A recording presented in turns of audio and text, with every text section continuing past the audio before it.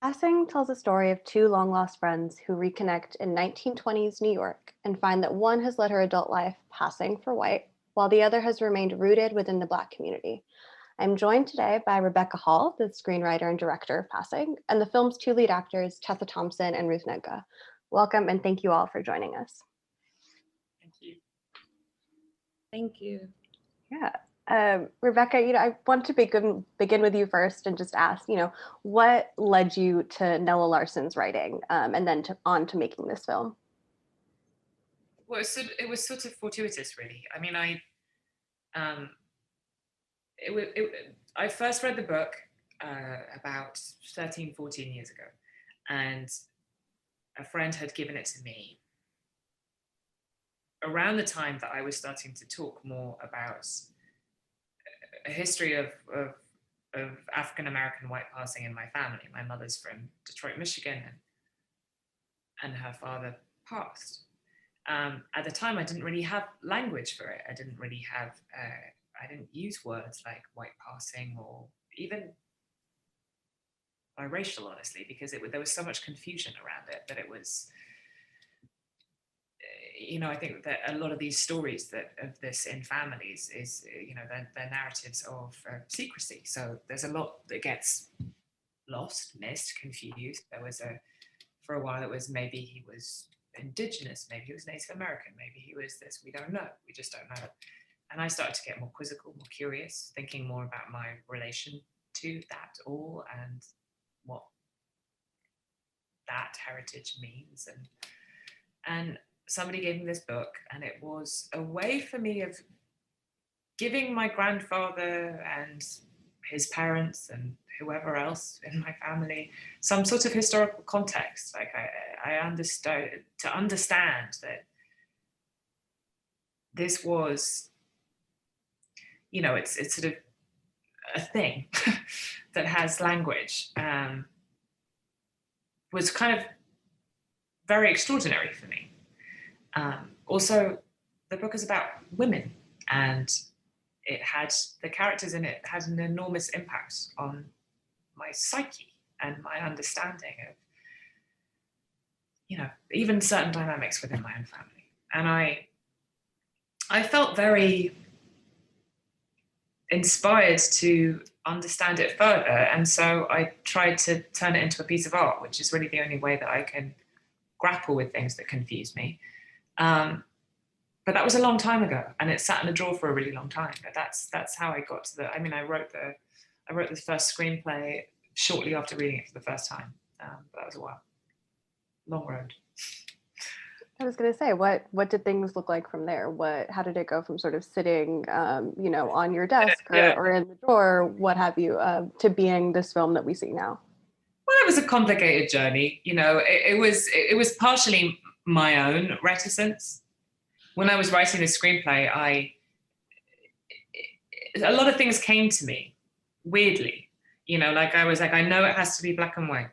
In fact, I didn't know what 4:3 was, but I was like, what is it about old films that makes them concentrate on the face and make everything look a little narrower? And I was like, that thing, I want that thing. And, I had shots that, frankly, some of which have made it to the final movie that I thought of then. And I was very intimidated by that because I didn't know what I was doing. And I was like, there's no world that my first film, me, 25-year-old Rebecca, can make my first film be a black and white sort of expressionistic period piece about incredibly nuanced and complex issues. I'm not, on some level, I'm not ready. So it sat in a drawer for a long time. And then I got older, and I don't know, I suppose the older you get, I've wanted to direct my whole life. It's sort of been a kind of waiting game of a lot of factors. And, as soon as I wrote Passing, I sort of thought, well, it's not going to be my first film, so I better get on and make other ones, and I better write other screenplays. And I kept sort of trying to, force my sort of whatever into the wrong hole. That sounds terrible. You know what I mean? Square peg into round hole. Thank you. That's what I'm looking for. That's just gone viral.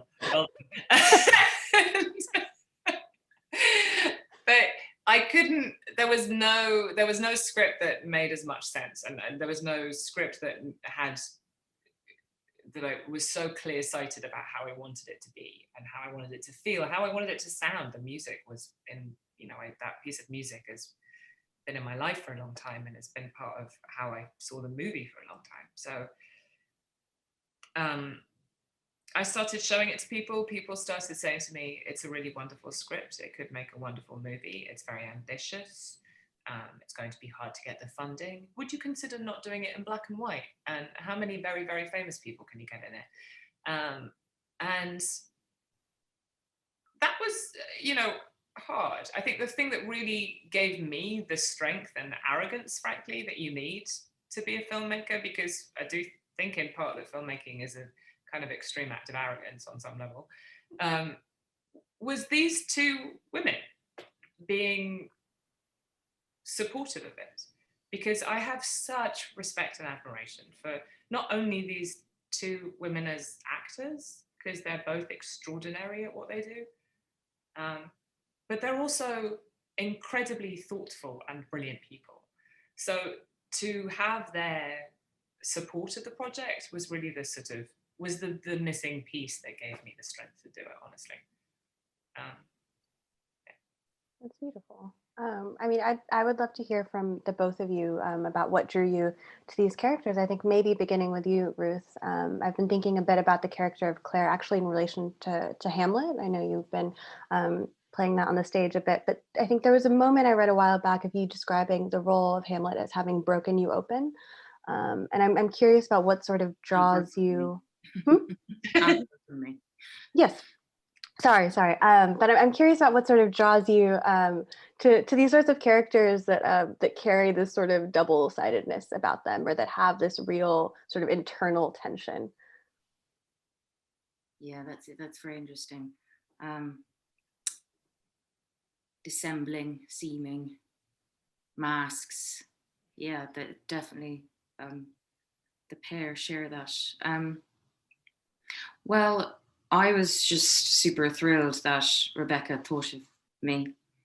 And I absolutely clambered on board as soon as we spoke, It was just a waiting game until she got the financing. And then when I read her script, which so beautifully captured the spirit of the book, which is a masterpiece. The vibrancy, the joy of Claire, but the haunting nature of it, the thread of melancholy that is perpetually throughout it. I just was so fascinated by the idea that of what one gives up when one passes, and how does that severance affect you as a human being? What it's like to live in a society where the mask wearing is continual. It's the heavy burden of that, and how lonely and lonesome that must be. And the stinging longing to go home, to feel a sense of belonging. And, we've spoken about this, about the notorious idea of the tragic mulatto, but I think we all agree there's nothing, Claire doesn't feel tragic. It's her circumstances that are tragic, but herself, I feel like there's a certain courage to be fully yourself in a society which doesn't really allow you that. And she refuses to let this construct of race dull her, and dull her appetite and capacity for life and joy. But, you know, she's transgressive in many ways because she's living a lie in white society. But also when she returns to her community, she sort of refuses to be constrained by many of the sort of rules and regulations that Irene feels as though she is. And, you know, and that's the beauty of their relationship, is that they witness something in one another that they admire and adore and sort of want a little bit of. And I think that's what relationships, friendships are, aren't they? You look for others to sort of complete you in a way, or hope they'll rub off on you in a way.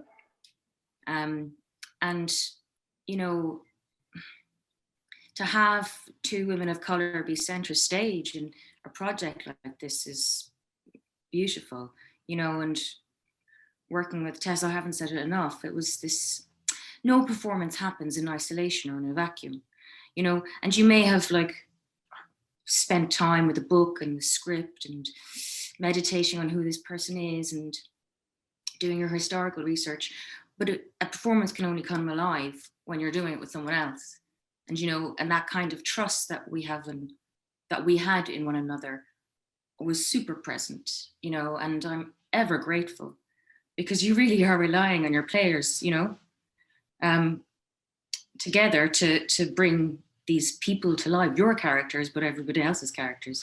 And I felt that thread very powerfully with Tessa, and indeed everyone else. Right, and these are characters who are so vulnerable with one another, and so I can only imagine how much more important it is to feel that level of trust. Tessa, I'd love to hear from you. What sort of resonated with you about the character? What jumped out at you when you were first kind of thinking about this project? Well, I hadn't read the book before this project came along, so I read the novella first and was just struck by it. It really stuck to my bones and really haunted me. I hadn't felt that sort of undone by a piece of work, maybe ever. And then I read Rebecca's rendering of it and was, you know, just struck by how she was able to do that. The book is 93 pages long, and yet so much happens and nothing happens. It feels like alchemy. And the fact that she captured the lightning in a bottle that is Nella's work felt so, you know, the chance to get to be involved in it felt so rarefied. And just the challenge of Irene really, you know, terrified me. The book has this really rich and daunting internal life. And I think as an actor, trying to figure out how you communicate that. I think both our film and the dictates of playing a character like Irene mandates a certain amount of restraint, and that's really scary, I think, to do as a performer. You know, there's like moments where you're like, is this being communicated? And also there were so many moments for me just viscerally where I felt like I wanted to scream. And Irene is so often left without words, or the words that she says are in direct conflict with what is in her heart or in her head. And that's unsettling. Screaming either. Yeah, you don't even get to scream really. You don't even get to scream, yeah. So, you know, I've like, for whatever reason, I've prided myself as a performer to be the kind of performer that can, like, you know, do a thing and leave it and go home and have a healthy distance for the sake of my mental health and for my friends and family, for their wellness and well-being. And this one, I didn't have much luck with that. And thankfully I was like mostly alone, except when we were on set. And you know, it's actually very striking looking back at that, because there were some moments that were very painful making the movie, I think just because of the melancholic spaces that the narrative inhabits, and Irene too, is actually Ruth and I had quite a lot of fun together. Looking back, shuffling around, trying to get into that 4/3, trying to do things in one, trying to get the words out, is sometimes, because the language is beautiful but topsy-turvy in its periodness. And yeah, we had quite a lot of fun. So I'm grateful for that too, because it should be joyful, even if you're making a piece of, that's harrowing. There should be joy. It's a gift that we get to do what we do. And so it ought to be fun too. And we were able to do that. Absolutely. Rebecca, you referenced this a bit earlier, but thinking about the women in Larson's book, in this film, and the ways in which sort of the racial constructs they live under, the sort of restrictions, or play out in really gendered ways. And I'm really curious about how you were thinking of portraying that, how that resonated with you or jumped out at you as you were reading. It jumped out at me because it's incredibly powerful. I mean, I don't know that there was something that I really had to apply. It was all there in the book. It's like, I think it's extraordinary that the characters are, they're not, unlike a lot of representations or narratives that deal with race in America, there's not obvious acts of white oppression on, that become sort of dramatic set pieces. This is instead women who are, they're light-skinned, and there's a sort of bourgeois privilege that comes with that. They're, for the large part, moneyed. They're intellectuals in an intellectual society. They're maybe even queer in some distant, unrealized way. But all of this gets sort of overridden, overshadowed by what their race is at any given moment, because of the context of the society that they're living in. So, I find it very, I guess this is sort of intersectionality and all of these things, but it's just so contemporary, actually, to think about these things. I mean, because I really look at the book and I'm like, well, is it about gender? Is it about sexuality? Is it about class? Is it about race? It holds all of these things, and it's sort of like a constant metaphor on a metaphor on a metaphor. So if I thought about anything, it was in relation to that. It was present what she's given, Nella Larson, because she's done something miraculous. But also, don't ever in any way shy away from adding on another metaphor on a metaphor on a metaphor on a metaphor. Like, if there's some complexity to be had somewhere, or some ambiguity to be had somewhere, then stand up and hold on to it. Yeah, I mean, in some ways, to add metaphor onto that is to sort of, give into, or not give into, but to honor Nella Larson's instincts also, right? Like, it's doing her even more justice, you could say. What were some of the places we're adding on more complexity, or just thinking about the difference in going from a novella to a screenplay felt most complicated or challenging? It's an excellent question, and I don't know how to answer it. I really don't. It's sort of like I think I don't have a huge amount of experience in adapting books, but for me, the things seem to be, the way into it is, what's the feeling that this gives me, and the thing that I always get from every time I read the book, and I've read it a lot, gone back to it recently, I went back, all the time through editing, but it's like this,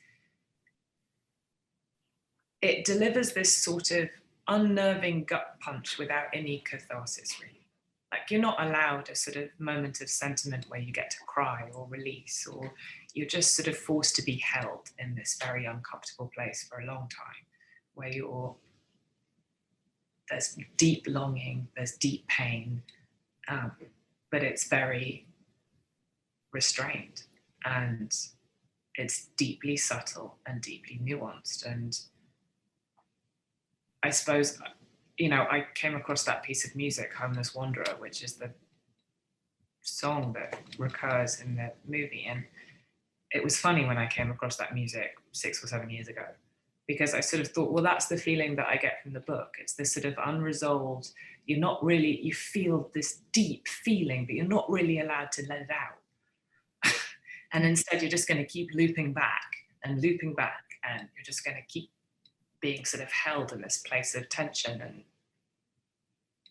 sadness, just sort of like repression, I guess. But sorry everyone, but I suppose it was I was like right to that feeling, and I don't know how that happens. I don't know what the technical process is. I just was like, this is either I'm writing something, this is either that feeling or it isn't. If it isn't, bye-bye. Same thing when I looked at the frame. It's like, does it give me that feeling or doesn't it? Yeah, absolutely. I mean, I'm tempted to just let you keep talking about that specific feeling for as long as you want, because I want to keep listening. And I also recognize that, we are running over time a bit. And in some ways it feels fair, and sort of to the point specifically that we now have to sit with that tension. We now have to feel it. We now have to sort of embody the thing. But all of that to say, Tessa, Ruth, and Rebecca, thank you so much for joining us, for being here. For pulling together this work, which has been, I want to say it was a delight to watch, but that's not quite the right word, as we've been talking about, but it was certainly a pleasure and a joy to speak with you, and, for more of the culture stuff, obviously all of our Atlantic stuff is just right there at theatlantic.com/culture. And for more of our Sundance coverage, that's right on the Atlantic's YouTube page and on the Sundance Film virtual Main Street, which is not as exciting or snow covered as Park City, but we are doing our best. So. Thank you.